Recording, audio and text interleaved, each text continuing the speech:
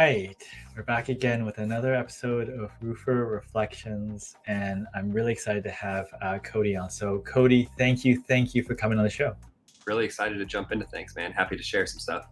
How were you like as a child? Like, what were your interests? My father ran multiple businesses, growing up. So kind of, always interested in what the family had going on as far as like business wise and action sports too, man. So like anything that's adrenaline filled, I've kind of always been a junkie for. Yeah, and I see special forces in your background.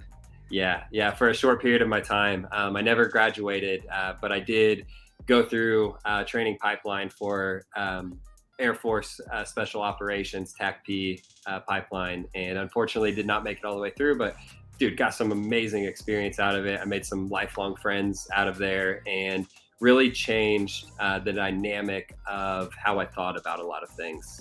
Give me some mindset things that came from that. When I was 17, 18, 19 years old, like the world maybe owed me something. And trust me, they sure as heck let you know that the world doesn't, that nobody owes you anything when you're going through that types of training. So that was really a big shift for me, right? And just ownership of the decisions you make day in and day out. And that, ultimately, no matter where you're at, good, bad, or indifferent, it's all because of the choices that you're making. Yeah. So how does contracting and roofing fit into this?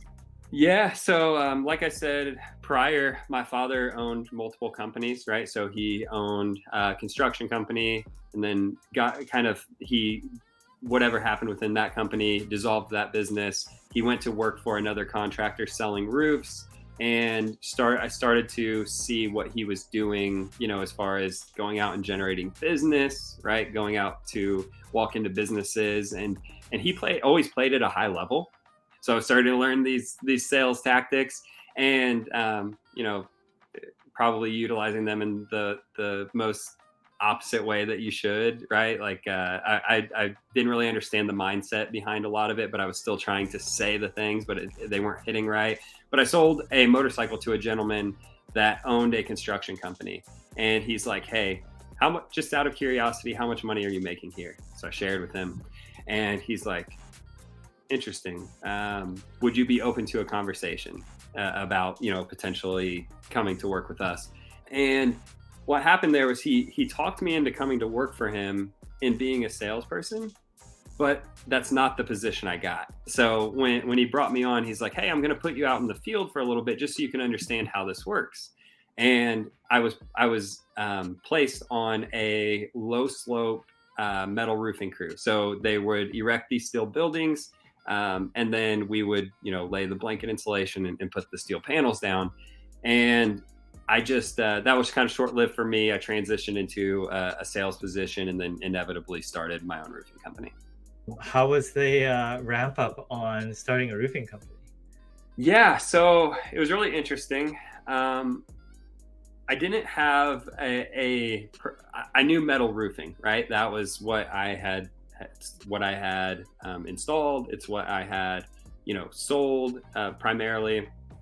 And so for me, it was like, okay, I think I want to do metal roofing, but in starting up the business and having zero funding outside of my personal bank account, I was taking on a little bit of everything. So I had friends and family that, they needed a residential project taken care of. And then I kind of found my footing really probably by year two, where I saw that there was a hole in the market. And the hole in the market that I saw was that no one really understood metal roofing or metal roofing systems or the proper way for application. So I hired this videographer. I had him come in, and I had this idea that we would just turnkey metal roofing projects for other roofing companies, right? Or general contractors or other people within the space. So we were able to stay busy. I was able to grow an internal team of installers. I had copper guys, we had our own fabrication equipment, and it really just allowed me to have a structure of being cash flow positive and having that comfort to really start a business the right way. When someone approaches you that is considering to work in the roofing industry, what do you tell them?